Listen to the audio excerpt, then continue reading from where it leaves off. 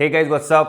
As I've already discussed that UPSC prelims mains और interview में सबसे इंपॉर्टेंट स्टेज है आपका मेंस एग्जामिनेशन। ठीक है, इंटरव्यू को आप बाईपास कर सकते हो अगर आपके मेंस में बहुत अच्छे मार्क्स हैं, और प्रीलिम्स क्वालिफाई करके कोई फायदा नहीं अगर आप मेंस में अच्छा स्कोर नहीं कर पाते हो। तो this is the story of one of our student. She is writing mains this year. Today evening she was crying. ठीक है, it took a lot of time to tell her the reality, because देखो अब this hardly any time, hardly there are 2 months। ठीक है, तो अब 2 महीने में आप पूरा आंसर राइटिंग को एम्पलीफाई नहीं कर सकते। You can not write brilliant answer in this short period of time.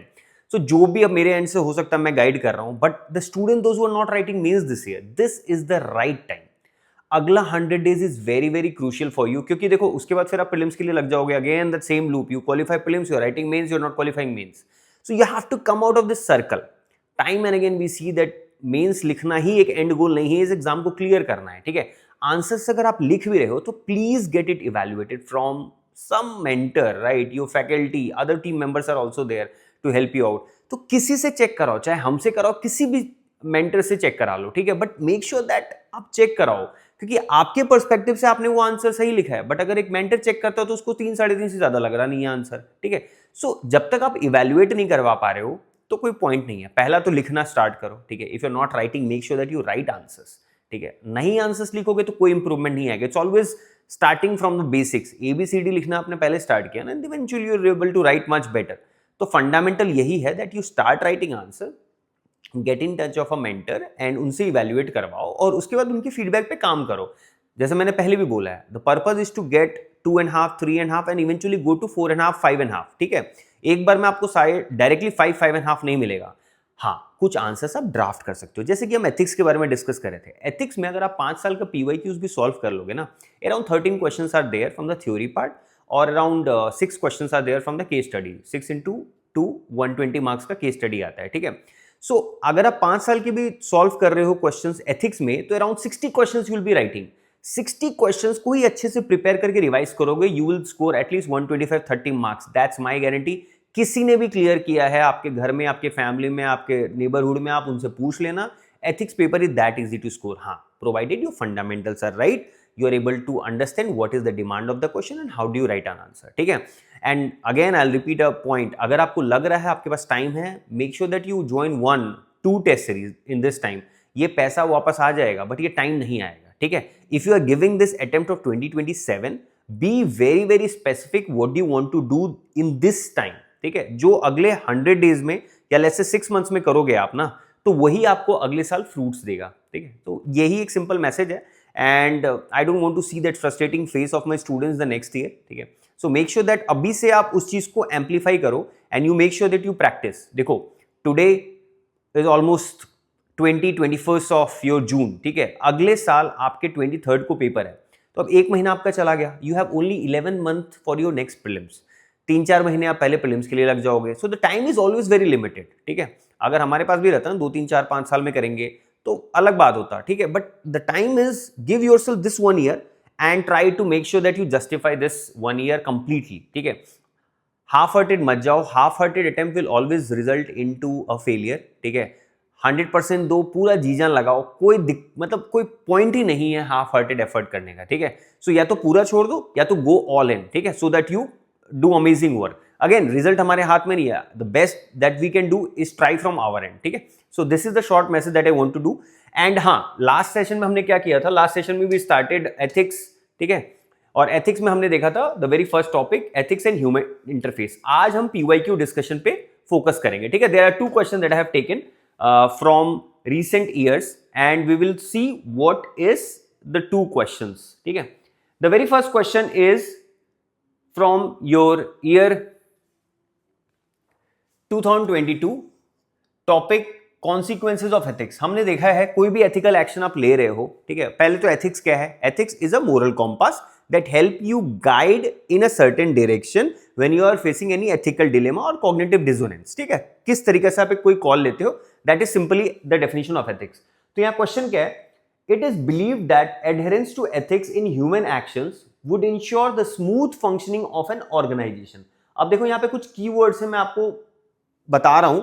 Whenever you are reading a question, make sure that you highlight that portion what is being asked in the question, the major demand of the question। ठीक है, सो पहला statement क्या है? It is believed that adherence to ethics in human actions would ensure the smooth functioning of an organization and system। ठीक है, यहां organisation system से मतलब है ब्यूरोक्रेसी, और कोई मतलब नहीं है। क्वेश्चन जब पूछा जाए एग्जाम में तो आप उसको हमेशा ब्यूरोक्रेसी और लेट्स से सिविल सर्विसेज और लेट्स से पब्लिक गुड और पब्लिक वेलफेयर से रिलेट करना है, आपको कॉन्स्टिट्यूशनल आर्टिकल से रिलेट करना है।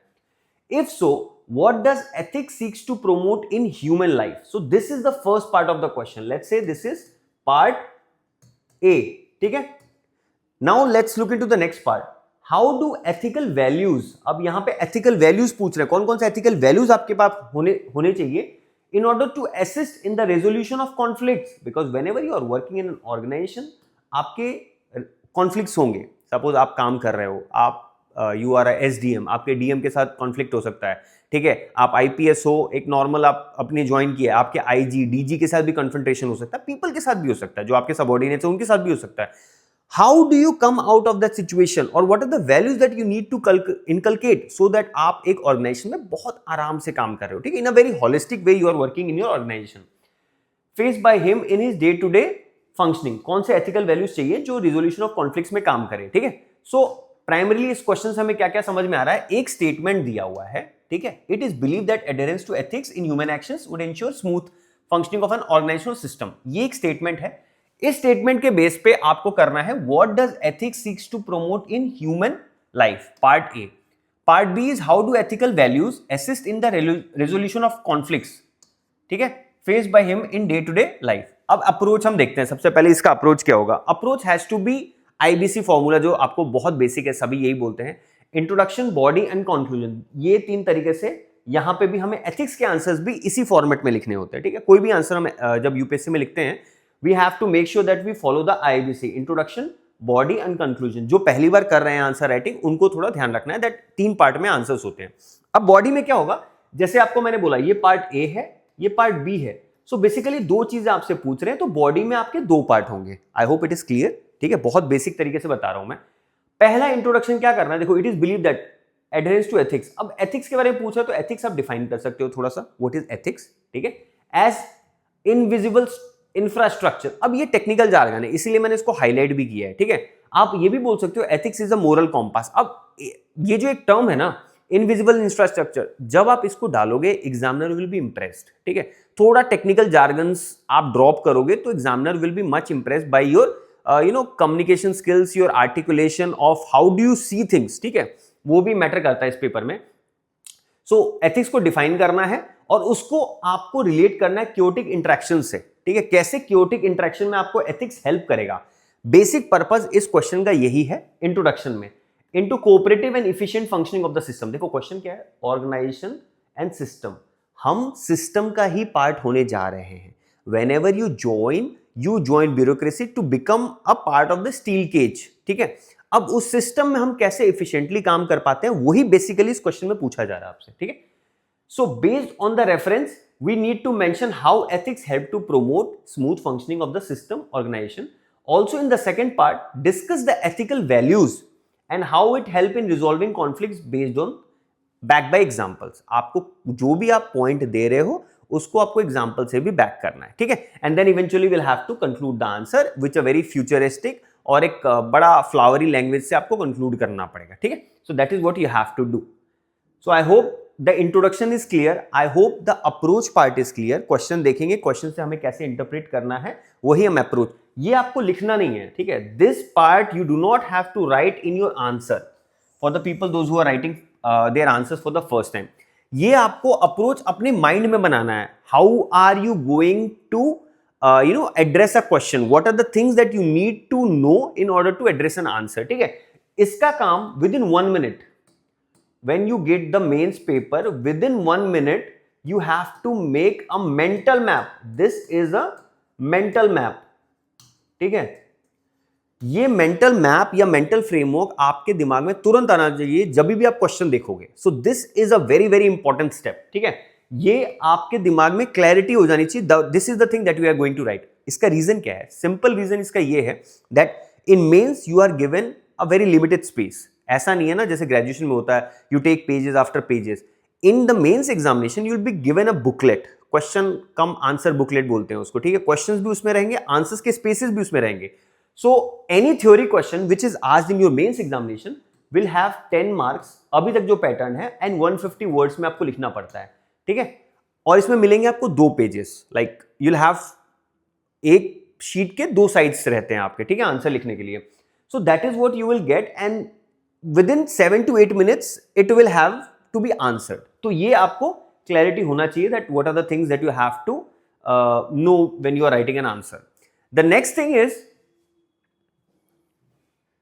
What do you write in an answer. अब देखो यहां पे मैंने आपके समझने के लिए बेसिकली इंट्रोडक्शन लिखा है, आंसर में भी आपको इंट्रोडक्शन नहीं लिखना है। Introduction as in the word introduction is not to be written, ये तो मैंने आपको बताया। अब जब भी आप आंसर्स बना रहे हो, for the people those who are again writing their answers for the first time, उनके लिए सबसे इंपॉर्टेंट है दैट यू कैटेगराइज और let's say fabricate your own answers, own introductions initially, ताकि आपकी थोड़ी कॉन्फिडेंस बिल्डिंग हो। जैसे मैंने एथिक्स के लिए बोला, there are hardly 60 theory questions and there are around 30 case studies. अगर आपने 60 आंसर्स और 30 केस स्टडीज लिख लिया, you will write brilliant. Obviously you have to be reviewed it by a mentor or a faculty, ठीक है।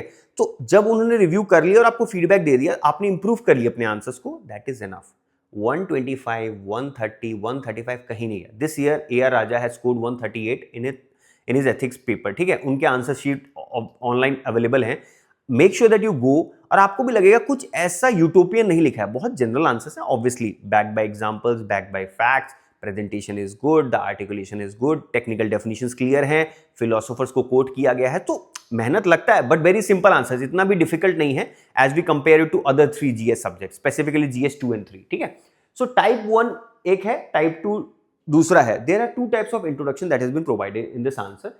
Ethics serves as an invisible infrastructure, जैसे मैंने आपको बताया, ठीक है, for human conduct, effectively bridging the gap between personal interest and systematic harmony, ठीक है। एक सिस्टम में और आपके पर्सनल इंटरेस्ट में एक हार्मनी, जिसको सामंजस्य कहते हैं, ठीक है।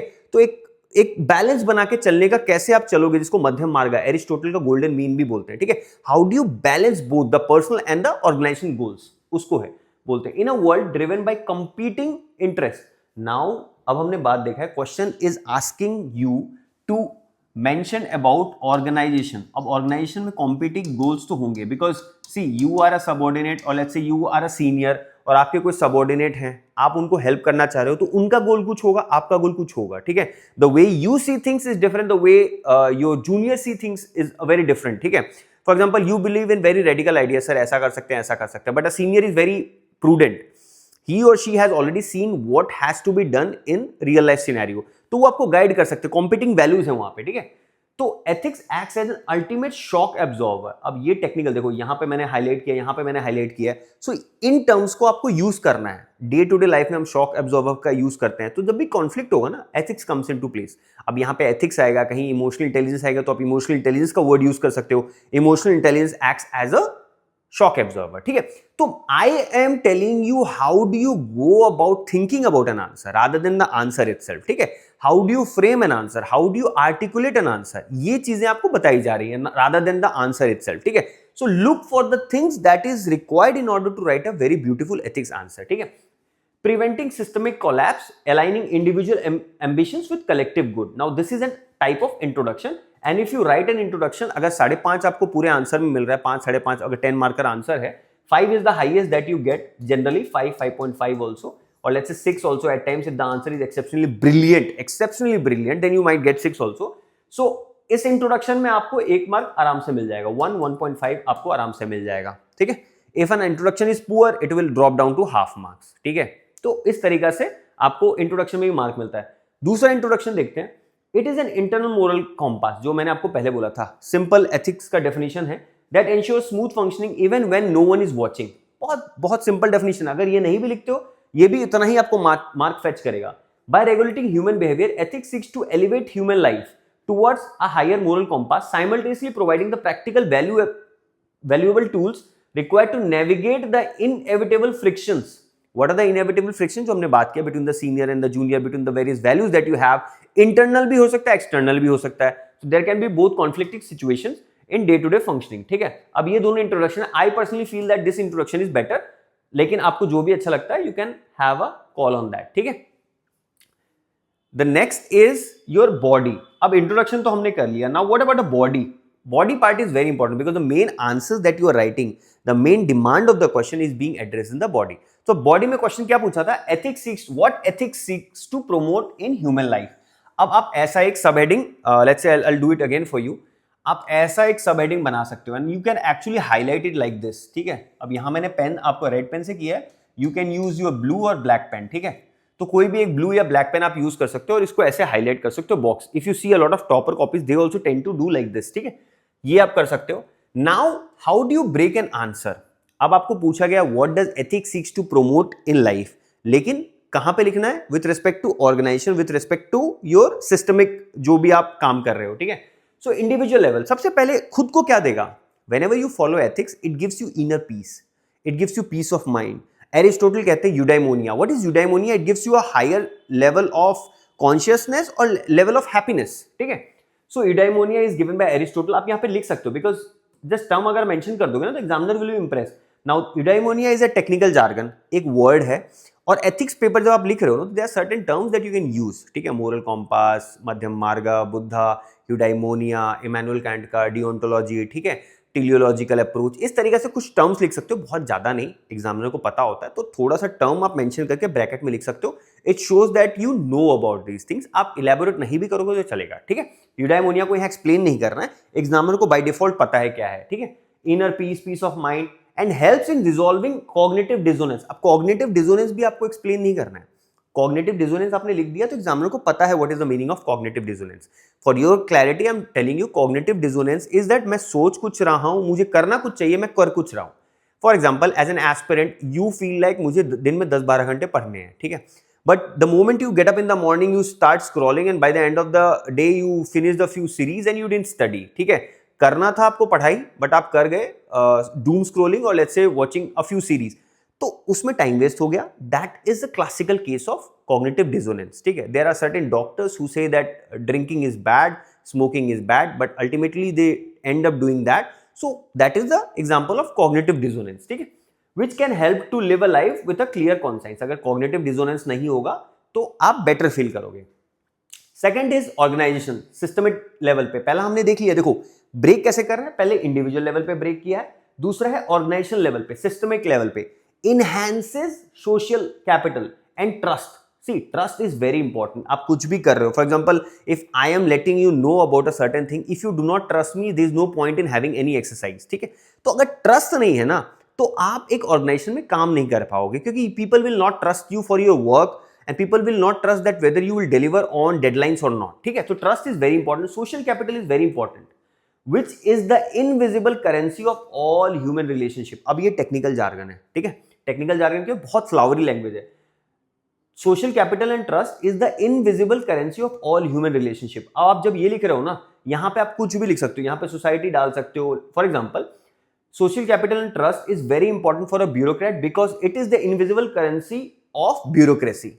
अब ये लाइन गलत नहीं है. ठीक है, ब्रिलियंट, सुंदर दिखने वाला लाइन है. जितना सुंदर आंसर लिख पाओगे ना उतना ज्यादा यहां पे मार्क्स मिलेगा. The third is team spirit. Obviously आप एक सिस्टम में, ऑर्गेनाइजेशन में काम करो तो टीम स्पिरिट भी एलिवेट करती है अगर आप एथिकल हो बहुत ज्यादा तो. Celebrating the victory as a unit and taking responsibility to fix things when the situation goes wrong. For example, world cup भी चल रहा है. ठीक है, so if any player out of all the players, if one person hits a goal, ठीक है, the entire team comes together to celebrate. Even in cricket, whenever a bowler takes a wicket, the entire team comes to celebrate. Obviously when the bowler gets hit for a six, the entire team comes and backs him. कोई बात नहीं, ठीक है, like bowl the next ball very focus के साथ करो. तो इस तरीके से एक टीम स्पिरिट भी बिल्डअप होती है. The next is sustainable coexistence. आप एक ऑर्गेनाइजेशन में, एक सिस्टम में काम कर रहे हो. Your job is not just limited to yourself and your organisation, it's also related to the larger good for the public welfare.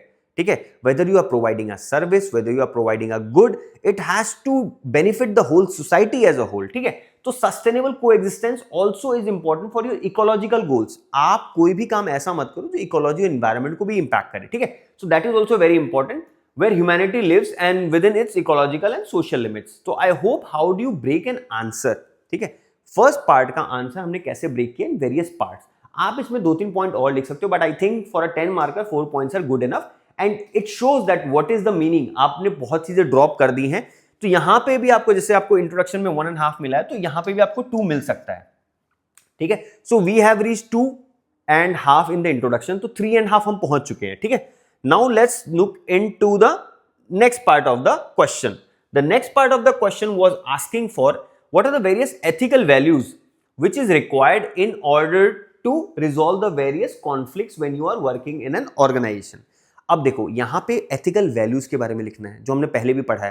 What are various ethical values? Courage, conviction, ठीक है, deontology, duty ethics है, ठीक है, utilitarian approach है, maximum good for maximum people, ये कुछ principles हैं। यहां पे भी आप देखोगे जैसे कि ऑब्जेक्टिविटी एक बहुत इंपॉर्टेंट एथिकल वैल्यू है।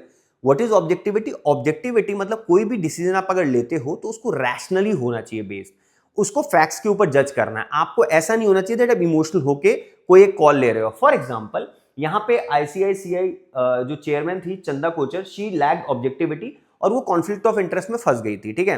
तो कुछ there was family members only whom she helped and eventually she gained a lot of kind of tried to accumulate a lot of wealth and power and eventually she was thrown out of ICICI. अब ये negative example है, generally हम negative example लिखते नहीं है, but here I am just providing you an example because आपको idea लगे किस तरीके से एग्जांपल्स आप डाल सकते हो, ठीक है। Empathy and compassion resolve interpersonal friction, ठीक है। कोई भी आपके ऑर्गेनाइजेशन में काम कर रहा है, for example if you are senior, तो आप कोई भी जूनियर को बहुत कंपैशनेट तरीके से गाइड करोगे, ठीक है, रादर देन अगर उसने किसी ने गलती कर दिया तो आप उस सोचोगे नहीं इसने गलती कर दिया तो मैं इसको पनिश ही करूंगा। थोड़ा कॉम्पैशनेट हो, उसकी अपनी पर्सनल लाइफ में क्या चल रही है, प्रोफेशनल लाइफ में क्या चल रही है, उसकी अंडरस्टैंडिंग कैसी है चीजों को देख के you take a call on that, ठीक है। तो कॉम्पैशन बहुत जरूरी है और एम्पैथी भी बहुत जरूरी है। Empathy means you actually get into that shoes. Sympathy is like मैं बस अच्छा ठीक है आपके साथ बुरा हुआ तो I am just trying to understand the emotions, but empathy is actually going into the shoes of the person, वो कैसा फील कर रहा है और कितना बुरा फील कर रहा होगा। For example recently I mean yesterday only Lucknow में you must have seen there was a coaching institute, वहां आग लग गया and many students have died. So you can empathise with the parents, उनको कैसा लग रहा होगा, ठीक है। If a family member dies and obviously वो जल गए हैं, वहां पे स्मोक्स भी थे, ठीक है। So how do a parent must be feeling right now, ठीक है, और let's say how must your parent feel if you are not there. So ये बहुत एक इमोशनल टर्मोइल वाला सिचुएशन, और एम्पैथाइज इसी को कहते हैं। एम्पैथी मतलब you actually try to understand how the other person is feeling by getting into their roles. तो that is the meaning of empathy. Third is courage, fortitude, resolves peer pressure and systemic wrong doing. कोई भी, जैसे सत्येंद्र दुबे का यहां example दिया ना, this is a brilliant positive example, ठीक है। Satyendra Dubey displayed courage by highlighting corruption in the golden quadrilateral project, ठीक है। Very important personality, he did amazing courage और उन्होंने एक्सपोज करने की पूरी कोशिश की। Eventually things went against his life.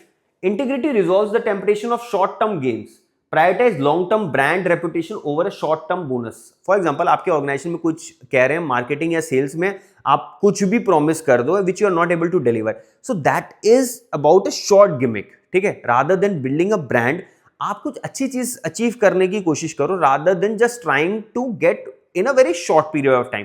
So again that's a part of your organisational skills, ठीक है। So I hope this is the second part of the answer being addressed with certain examples, ठीक है।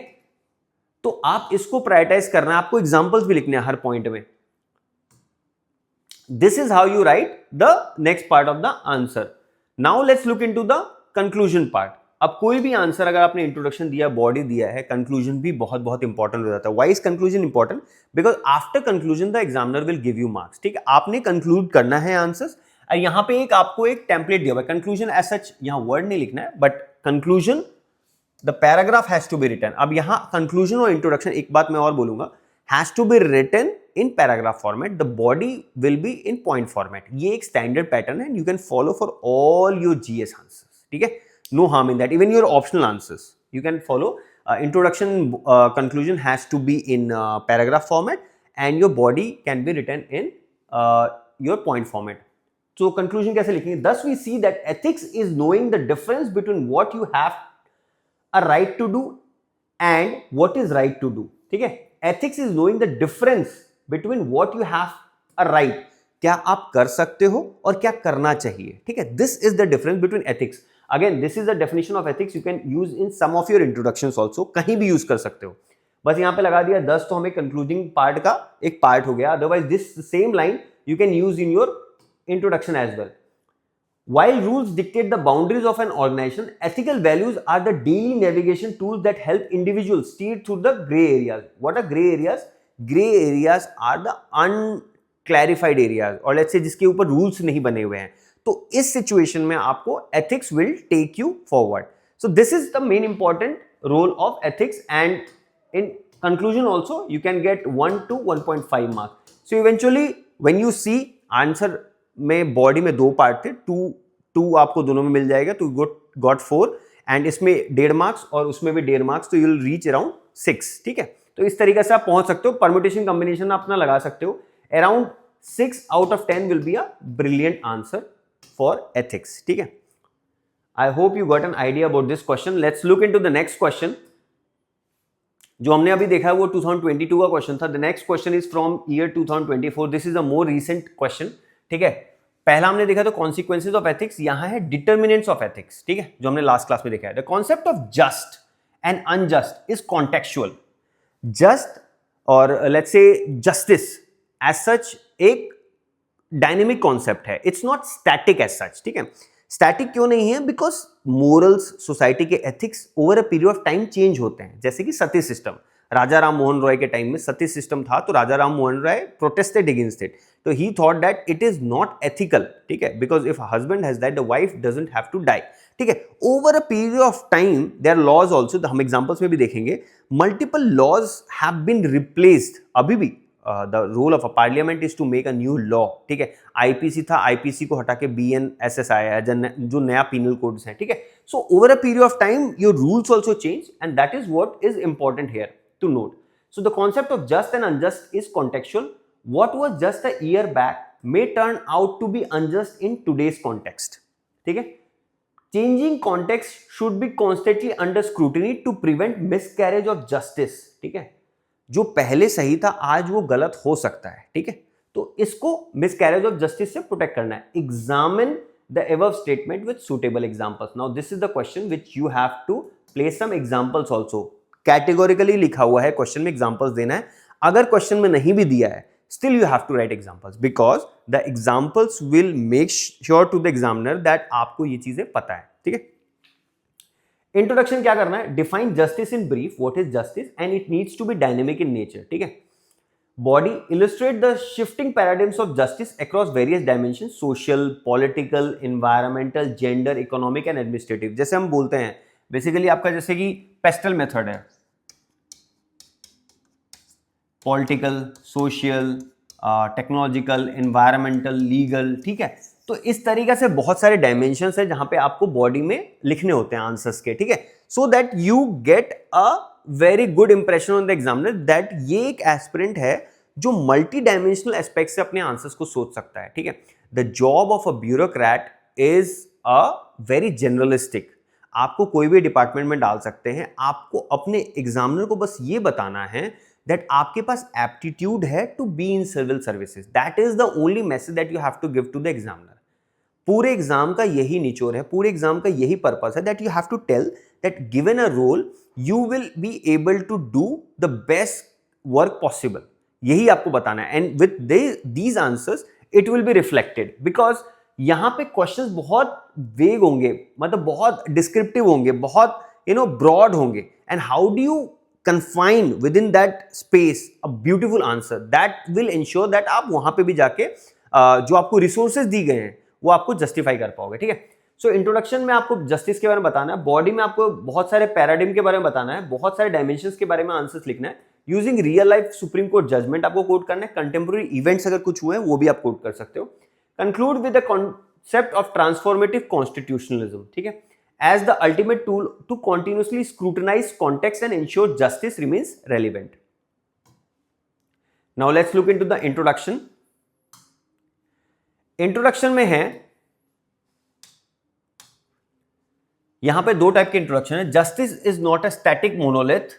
It is a dynamic concept that must evolve alongside society's intellectual, technological, and moral capacities. ठीक है, it is when the laws and ethical norms fail to keep pace with the changing context, they transform into instruments of protection, into tools of oppression. वही जो rights आपको पहले protect कर रहे थे अब वो ऑपरेशन का कारण हो जाएंगे क्योंकि सोसाइटी चेंज हो गई है. So that is how justice is not being translated into the next generation. ठीक है, उसको मिसकैरेज ऑफ जस्टिस भी कहते हैं, जो क्वेश्चन में था, leading to a severe miscarriage of justice.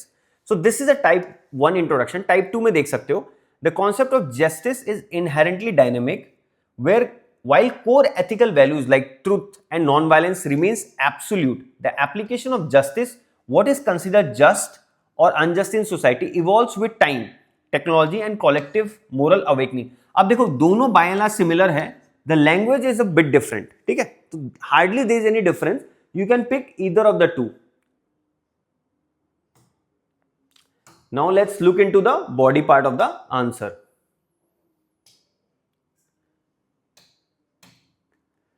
The body is contextual nature of justice. अब यहां पे भी आप जब बॉडी को लिखोगे, बॉडी यहां पे ऐसा लिखना नहीं है, ये आपके रेफरेंस के लिए था, आप बॉडी को ऐसे हाईलाइट कर दोगे जो मेन पॉइंट्स हैं. ठीक है, आप उसको 1 2 3 भी लिख सकते हो, कुछ लोग एरोज भी लिखते हैं, तो you can write arrows like this. ठीक है, you have to make sure that the side sub heading is there. ठीक है, ये साइड सब हेडिंग है, अभी मैं आपके रेफरेंस के लिए बोल देता हूं, दीज आर साइड सब हेडिंग्स. ठीक है, साइड सब हेडिंग्स में आपको उसको एक्सप्लेन करना पड़ेगा ब्रीफली, और आप एग्जांपल्स के साथ उसको एलैबोरेट कर सकते हो एक एक लाइन, जैसे कि evolution of social morality cultural context में है. For example, Supreme Court in Navtej Singh Johar case struck homosexuality down. ठीक है, अब ये चीज आपको वहां पे आंसर में ब्रीफली लिख देना है. टेक्नोलॉजिकल एडवांसमेंट जैसे हो गया, पहला हो गया सोशल, दूसरा टेक्नोलॉजिकल, डिजिटल कॉन्टेक्स्ट में. अब पुट्टुस्वामी जजमेंट है, right to privacy. Puttaswamy judgment आप कोट कर सकते हो, recognising privacy as a fundamental right. ठीक है, third is changing ecological realities. अब देखो यहाँ पे पुट्टुस्वामी जजमेंट क्या है, पूरा जजमेंट नहीं लिखना है आपको, पूरा जजमेंट का रिक्वायरमेंट नहीं है, बट आपको एग्जामिनर को बताना है that right to privacy was ensured in this judgment of Supreme Court. ठीक है, changing ecological realities, environmental context क्या है, for example subsidising diesel kerosene was historically a just policy.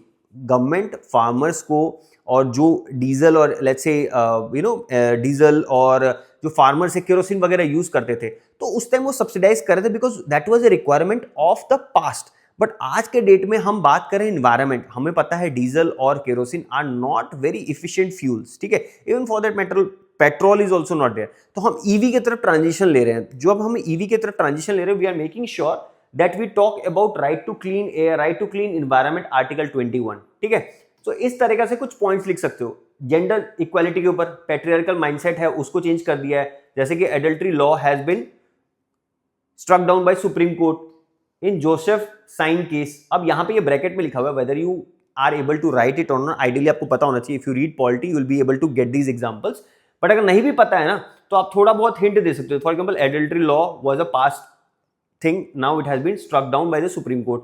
Crisis and emergency stage, socio economic context में अगर आप देखो, Covid time में lockdown हुआ था. ठीक है, so this was a classical case that आपकी जो लिबर्टी है आर्टिकल 9 में, freedom of movement, right to life article 21 में, इसको रेस्ट्रिक्ट किया गया था. इसको रेस्ट्रिक्ट इसलिए किया गया था so that you can have, और let's say the society can have much benefit, ताकि कोविड और ना फैले. ठीक है, so this was the basic movement, fundamental right to movement was restrained.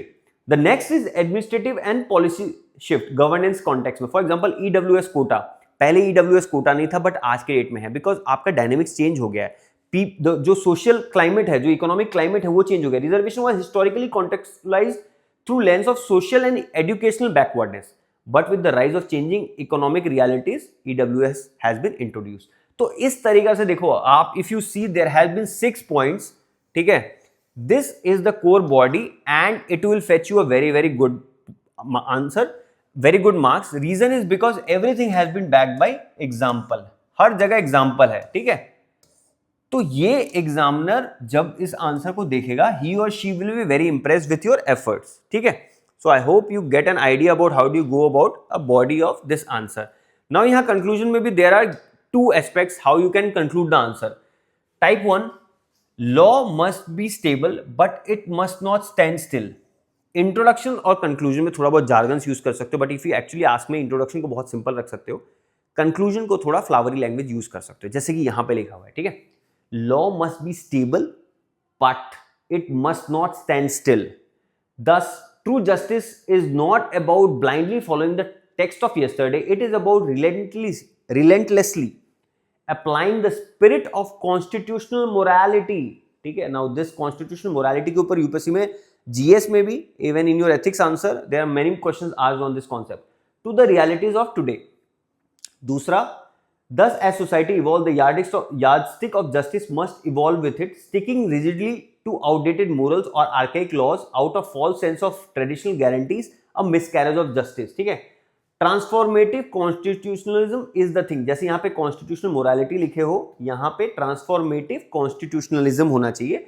Over a period of time your constitution is also evolve. That is why our constitution is a dynamic constitution. हम change भी कर सकते हैं. Our judiciary, legislature and administration can constantly scrutinize the changing horizons, ensuring that the arc of moral universe constantly bends towards the true justice. ठीक है, so this is all as a 2 answers we were supposed to discuss. ठीक है, next time we will meet about to discuss the theory part of other sections of ethics and human interface. Till that time make sure that you practice answers. ठीक है, जो भी आपके PYQs हैं ethics के. And if you happen to discuss with us, you are always most welcome. Please let us know if you need to know, if you need any help from us, how do you go about writing ethics answer, or even if you have written answers, you can always get back to us for evaluation and all. Okay? Thank you so much for watching this video. We'll see you again. Thank you.